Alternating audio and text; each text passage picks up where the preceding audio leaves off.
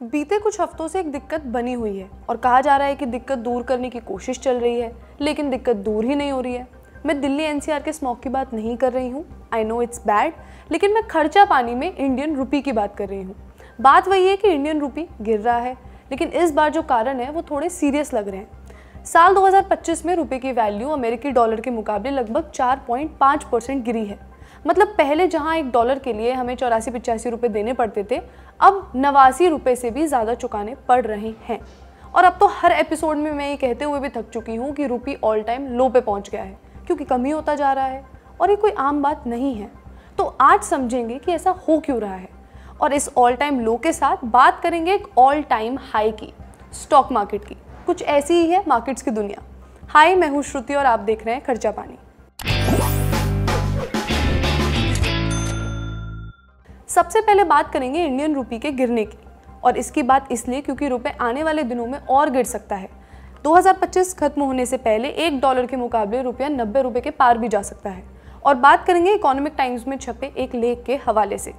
रुपए के गिरने, फिर और ज़्यादा गिरने का पहला कारण है इंडिया की बैलेंस ऑफ पेमेंट सिचुएशन खराब हो गई है। अब बैलेंस ऑफ पेमेंट्स क्या होता है? ये वो हिसाब किताब है कि हम विदेश से कितना सामान खरीद रहे हैं यानी इम्पोर्ट्स, और कितना बेच रहे हैं एक्सपोर्ट्स। तो यहाँ एक डोमिनो इफेक्ट होता है, एक से दूसरी और दूसरी से तीसरी चीज़ शुरू हो जाती है। समझते हैं, जब भारत बाहर से ज़्यादा चीज़ें मंगाने लगता है और बेचने कम, तो ट्रेड डेफिसिट बढ़ता है। हिंदी में इसको व्यापार घाटा कहते हैं। अब इम्पोर्ट का पैसा डॉलर में देना होता है, तो बाजार में अचानक डॉलर की मांग तेज़ हो जाती है। डॉलर की मांग बढ़ती है तो वो महंगा हो जाता है, तो डॉलर के मुकाबले रुपये गिरता है। इससे तेल जैसे ज़रूरी इम्पोर्ट और महंगे हो जाते हैं, जिससे हमें और ज़्यादा डॉलर चाहिए होते हैं, और ये साइकिल ऐसे ही चलती रहती है और चलती रहती है। इस बिगड़ते साइकिल को देखकर इन्वेस्टर्स भी अलर्ट हो जाते हैं कि मार्केट से अपना पैसा निकाल लेते हैं और इसे रुपए पर नहीं डॉलर की तरफ ले जाते हैं। उससे रुपए पर और दबाव पड़ता है।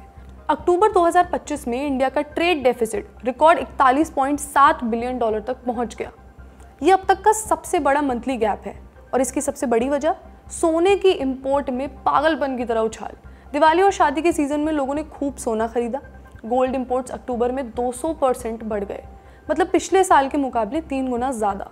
और सिर्फ सोना ही नहीं, चांदी के इंपोर्ट्स भी 530% बढ़ गए थे।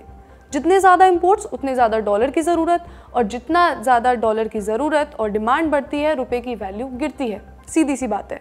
दूसरी बड़ी वजह है अमेरिका के सेंट्रल बैंक की रेट। जैसे हमारे यहाँ होता है रिजर्व बैंक ऑफ इंडिया और वो रेपो रेट डिसाइड करता है, वैसे अमेरिका में होता है फेडरल रिजर्व, जिसे फेड भी कहते हैं। फेड ने पिछले कुछ महीनों में रेट्स कम करना शुरू किया है, लेकिन अभी भी रेट्स 3.5 से 4% के पास हैं। और ये रेट्स दुनिया भर के इन्वेस्टर्स के लिए अच्छी मानी जाती हैं। अमेरिका में इन्वेस्टमेंट ज़्यादा अट्रैक्टिव लगने लगता है, क्योंकि आपको अपने निवेश के मुकाबले अच्छा रिटर्न मिलने लगता है। इस वजह से भारत जैसे इमर्जिंग और उभरते हुए मार्केट से पैसा निकालकर यूएस में लगा दिया जाता है। और जब फॉरेन इंस्टीट्यूशनल इन्वेस्टर्स यानी FIIs, विदेशी इन्वेस्टर्स, इंडिया के स्टॉक मार्केट से पैसा निकालते हैं, तो वे अपने रुपी को फिर से डॉलर में बदलते हैं। तो आप देखिए, हर सिचुएशन में हो यही रहा है कि रुपी की डिमांड कम हो रही है और डॉलर की डिमांड बढ़ रही है। अक्टूबर 2025 में FIIs ने इंडिया से करीब $3.8 बिलियन निकाले। अब तीसरी और सबसे बड़ी बात, इंडिया US ट्रेड डील को लेकर अनसर्टेनिटी बनी हुई है। अमेरिका ने इंडिया के प्रोडक्ट्स पर 50% के टैरिफ लगा दिए थे, हमें याद है। 25% रेसिप्रोकल टैरिफ थे, 25% एक्स्ट्रा पेनल्टी थी, क्योंकि इंडिया ने रशियन क्रूड ऑयल खरीदा था। इससे हमारे एक्सपोर्ट्स पर असर पड़ रहा है, और जब तक ये डील पक्की नहीं होती, मार्केट में डॉलर और रुपये को लेकर घबराहट बनी रहेगी।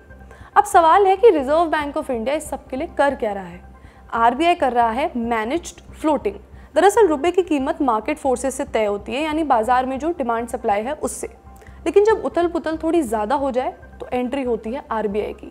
RBI डॉलर खरीदता या बेचता है ताकि रुपए को थोड़ा स्थिर, थोड़ा बैलेंस कर सके। कई बार लोग कमेंट्स में लिखते हैं कि RBI कुछ कर क्यों नहीं रहा है, रुपया गिरता जा रहा है। जान लीजिए कि RBI हमेशा नहीं कर सकता, क्योंकि उसे भी डॉलर बचाने हैं। डॉलर क्यों बचाने हैं? क्योंकि भारत की ज़रूरत का बहुत सारा सामान इम्पोर्ट किया जाता है, उसके लिए चाहिए होते हैं डॉलर्स, जैसे तेल, फर्टिलाइज़र वगैरह वगैरह। इसके लिए RBI भी एक कैलकुलेटेड अप्रोच ले रहा है। अब इस सब का हम पर क्या असर पड़ सकता है? असर नंबर 1, सबसे पहले महंगाई बढ़ती है, क्योंकि इंडिया बहुत सारी चीज़ें इंपोर्ट करता है, crude oil, cooking oil, electronics, fertilisers. असर नंबर 2, विदेश में पढ़ाई का खर्च भी बढ़ जाता है, और अगर आप फॉरेन ट्रैवल की सोच भी रहे हैं तो वो भी महंगा हो जाता है। हालांकि एक अच्छी बात यह है कि भारत में अभी रिटेल इन्फ्लेशन यानी खुदरा महंगाई जिसे बोलते हैं वो काफ़ी कम है। अक्टूबर 2025 में सिर्फ 0.25%। इसलिए अभी महंगाई का कोई इमीडिएट असर नहीं दिखेगा, लेकिन रुपए और गिरता रहा तो उसका असर दिखेगा। अब आते हैं सबसे ट्रेंडी और सबसे मिसअंडरस्टूड टॉपिक पे, स्टॉक मार्केट। हम सभी को लगता है हमें समझ आ गया, लेकिन मार्केट कुछ अपना ही कर जाता है। जैसे अभी देख लो, 26 नवंबर को सेंसेक्स 900 पॉइंट्स बढ़ा, निफ्टी 1% बढ़ा। वाह यार, बहुत अच्छी बात है।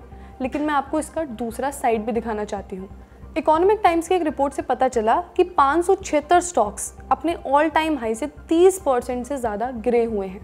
463 स्टॉक्स तो 33% से भी ज़्यादा डाउन है, और लगभग 100 स्टॉक्स अपनी कीमत का आधा वैल्यू खो चुके हैं। Ola electric, Tejas networks, easy trip planners, Reliance power, Shakti pumps, ये कंपनीज आधी कीमत पर बिक रही हैं, और मोबीक्विक तो 66% डाउन है। तो ये कैसे पॉसिबल है कि निफ्टी ऊपर जा रहा है लेकिन बॉम्बे स्टॉक एक्सचेंज पर 576 स्टॉक्स नीचे जा रहे हैं? इसकी लेयर्स खोलते हैं। निफ्टी 50 का मतलब है टॉप 50 कंपनीज, लेकिन ये टॉप 50 सब बराबर नहीं है। कुछ कंपनी ज़्यादा बड़ी होती हैं तो कुछ छोटी होती हैं। निफ्टी में वेटेज होता है कंपनी की मार्केट वैल्यू के हिसाब से। सिंपली कहें तो जितनी बड़ी कंपनी उतना ज़्यादा वेटेज, और उतना ही ज़्यादा वो इंडेक्स को इन्फ्लुएंस भी करती है। और इस 50 में भी जो टॉप 5 कंपनीज हैं वो इस पूरे बास्केट का 40% हिस्सा बनाती हैं। मतलब निफ्टी 50 में लगभग आधा इंडेक्स तो सिर्फ ऊपर की 5 बड़ी कंपनियों का ही है। तो बीते कुछ एक महीनों में हुआ ये कि 5-10 बड़ी कंपनियां बहुत तेज़ी से चली, Infosys, TCS, HDFC bank, Reliance, इसलिए निफ्टी 50 भी ऊपर गया। लेकिन बाकी कंपनीज के दाम कोलैप्स होते दिख रहे हैं। ये बिल्कुल उसी तरह है जैसे आप 10 दोस्तों का एवरेज स्कोर 80% आया, लेकिन 2 दोस्त का 95% आया, और बाकी 8 दोस्त 40% भी नहीं लाए, लेकिन ज़्यादा नंबर पाने वाले ने पूरे ग्रुप का एवरेज स्कोर बढ़ा दिया। और यही एवरेज एक गलत पिक्चर दिखाता है। यही कारण है कि निफ्टी 50 ऊपर गया, बाकी 500 से ज़्यादा कंपनीज उसी मौके पर नीचे चली गई। अब छोटे इन्वेस्टर्स या रिटेल इन्वेस्टर्स के लिए इससे क्या सीख मिल सकती है? पहला, हेडलाइन पे लिखी चीज़ों के पीछे भी देखना चाहिए। निफ्टी ऊपर मतलब मार्केट अच्छा है, ये सोचना गलत है। मार्केट को थोड़ा ब्रॉडली देखो, कितने स्टॉक्स डाउन हो रहे हैं, वैल्यूएशन समझ सकते हैं कि अगर कोई स्टॉक और सेक्टर अचानक से बहुत तेज़ी से ऊपर जा रहा है तो पहले देखेंगे कि उसके अर्निंग्स क्या हैं, मतलब कंपनी कमा कितना रही है, प्रॉफिट है भी या नहीं, और है तो कितना है। दूसरा है फोमो से बचो। सब ये खरीद रहे हैं, इंस्टाग्राम रील्स पर ही आ रहा है तो चलो यहीं पैसा लगा दो, और अगर कुछ ना समझ आए तो एक फाइनेंशियल एडवाइज़र की मदद ले लो। तो ये थी स्टॉक मार्केट के फसाड की कहानी। फसाड का मतलब तो पर्दे से लगाइए, लेकिन यहाँ ऊपर फिट बैठेगा मुखौटा। निफ्टी और सेंसेक्स सुंदर नंबर दिखा रहे हैं, लेकिन पर्दे के पीछे कुछ और है। आपका इस बारे में क्या मानना है? कि आपने भी कुछ पैटर्न्स नोटिस किए? ये मुझे कमेंट्स में बताइए। लेकिन जाते जाते एक और छोटी खबर जिसका असर बहुत बड़ा हो सकता है। चाइना से हमें रेयर अर्थ मैग्नेट्स को इंपोर्ट करने की प्रॉब्लम हमेशा से रही है कि छोटे छोटे मैग्नेट्स होते हैं, इन्हें इलेक्ट्रिक कार्स, सोलर पैनल्स और मोबाइल्स में यूज़ किया जाता है। लेकिन यूनियन कैबिनेट ने 26 नवंबर को 7,280 करोड़ रुपए की एक पॉलिसी को मंजूरी दी है। मकसद देश में रेयर अर्थ परमानेंट मैग्नेट्स के प्रोडक्शन को बढ़ावा देना। इस पॉलिसी में 6,000 मीट्रिक टन कैपेसिटी वाली मैन्युफैक्चरिंग फैसिलिटीज़ बनाई जाएंगी। इससे चाइना पर निर्भरता भी थोड़ी कम हो सकती है। सुनिए केंद्र सरकार के प्रवक्ता अश्विनी वैष्णव को। भारत की जो रिक्वायरमेंट है, जिस तरह से मेक इन इंडिया बहुत तेजी से आगे बढ़ रहा है, भारत की रिक्वायरमेंट लगातार बढ़ती जा रही है परमानेंट मैग्नेट की। और परमानेंट मैग्नेट को भारत में मैन्युफैक्चर करने के लिए आज एक rare earth permanent magnets scheme REPM scheme approve हुई है कैबिनेट में। माननीय प्रधानमंत्री जी ने अप्रूव किया इसको। इसमें फोकस रहेगा end to end complete integrated manufacturing system बने, भारत में इंटीग्रेटेड मैन्युफैक्चरिंग फैसिलिटी बने। बाकी आज का खर्चा पानी यहीं तक। अपना ख्याल रखिए और देखते रहिए द ललन टॉक।